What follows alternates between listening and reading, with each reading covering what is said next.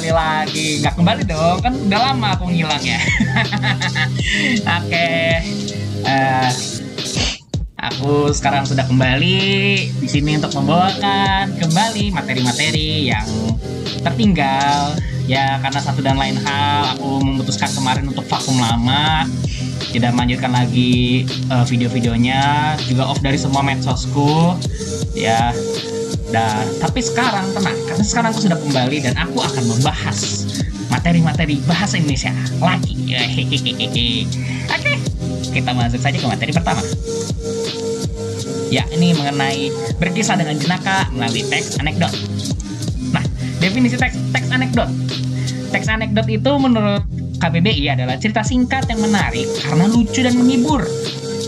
Terus kisah dalam teks anekdot biasanya menceritakan orang penting ataupun orang terkenal dan biasanya berdasarkan kejadian sebenarnya. Bisa dibilang sebagai parodi dari ya tokoh-tokoh di dunia nyata lah. Tapi nggak semua cerita anekdot itu berdasarkan orang nyata ya. Ada juga beberapa yang berdasarkan kisah fiksi. Ya, ibaratnya kalau menggunakan tokoh orang nyata takut terlalu sensitif, jadi biasanya disensor menggunakan tokoh fiksi seperti itu. Ciri-ciri teks anekdot. Yang pertama, bersifat lucu, karena teks anekdot itu juga bertujuan untuk menghibur. Lalu yang kedua, bersifat menggelitik, karena biasanya bukan lawakan sih, bisa dibilang punchline atau bisa dibilang hal yang ingin disampaikan di teks anekdot itu tuh disampaikan juga dengan gurauan, dengan hiburan gitu. Lalu yang ketiga, ini bersifat menyindir. Nah, bersifat menyindir itu gimana, Pak? Nah, nih, bersifat menyindir itu berarti teks anekdot itu dibuat untuk menyindir suatu keputusan, suatu peristiwa, suatu ketentuan, atau bisa dibilang ya suatu hal dalam tanda kutip suatu kesepakatan yang dilakukan oleh suatu pihak atau suatu instansi lah gitu. Lalu selanjutnya bisa berdasarkan pengalaman pribadi ataupun pengalaman tokoh tersebut ya. Ini jika teks anekdotnya menggunakan tokoh orang nyata. Terus juga memiliki tujuan tertentu. Ya biasanya teks anekdot itu memiliki tujuannya tersendiri, entah itu sebagai kritik sosial, kritik politik, kritik keputusan seseorang, suatu instansi seperti itulah. Nah, lalu juga teks anekdot itu hampir menyerupai dongeng. Maksudnya apa? Walaupun dia berdasarkan kisah nyata, tapi dia biasanya itu dipenuhi dengan kemustahilan.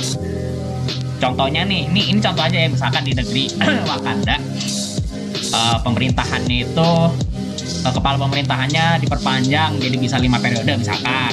Padahal di negeri Wakandanya itu tidak pernah terjadi itu. Cuma di teks anekdotnya itu dibuat-buat seakan-akan bisa 5 periode gitu. Nah, seperti itu contohnya. Makanya disebut menyerupai dongeng alias mustahil. Nah, ini yang terakhir nih. Bisa menjadi sebuah parodi atau tiruan dari tokoh atau peristiwa nyata. Ya, sekali lagi, teks anekdot itu rata-rata digunakan untuk menyindir suatu pihak, suatu instansi, ataupun suatu tokoh yang dirasa agak aneh lah perilakunya seperti itu. Nah, ini tujuan teks anekdot kita bahas di sini. Yang pertama, sebagai sarana hiburan bagi pembaca. Oh, ini jelas. Bagaimana bisa suatu media, suatu hal bisa menarik atau menggait para pembaca ataupun masyarakat umum jika tidak menghibur. Jatuhnya membosankan.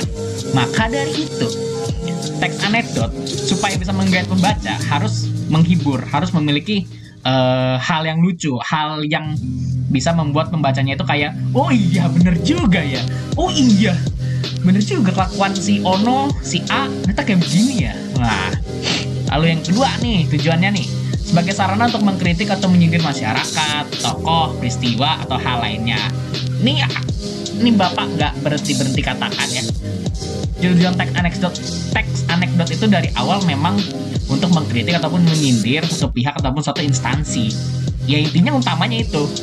Sebetulnya tujuan yang pertama itu adalah tujuan sampingan, guys. Teman-teman ya. Tujuan yang pertama itu adalah tujuan sampingan. Tujuan utama teks anekdot itu tujuan yang kedua sebetulnya. Ya, itu sebetulnya. Nah, ini masuk ke struktur teks anekdot. Nah, di sini ada 5. Sebetulnya strukturnya ini mirip seperti teks sastra lain atau karya sastra lainnya. Yang pertama ada abstrak. Abstrak itu ya gambaran kasar lah, kisahnya seperti apa yang akan yang akan ditampilkan dalam teks tersebut. Lalu orientasi yaitu awalan cerita, bisa jadi pengenalan tokoh, pengenalan tempat, bla bla bla. Lalu yang ketiga ada krisis, itu adalah bisa dibilang pengenalan konflik. Lalu juga konflik itu mulai meningkat di situ, atau bisa juga dibilang klimaksnya di situ gitu kan. Lalu yang keempat resolusi ataupun reaksi. Nah, ini adalah cara tokoh-tokoh dalam cerita tersebut untuk menyelesaikan krisis ataupun konflik yang terjadi. Lalu yang terakhir koda. Koda itu nggak semuanya ada, cuma beberapa, nggak semua teks itu ada, teks anekdot itu ada, cuma beberapa yang ada kodanya itu biasanya isinya adalah amanat ataupun bisa dibilang kesimpulan apa sih dari teks tersebut gitu. Oke, gitu aja. Simpel kan? Mudah bukan? Mudah bukan? Oke, gitu aja. Terima kasih sudah memperhatikan. Sampai jumpa lagi. Ciao, ciao.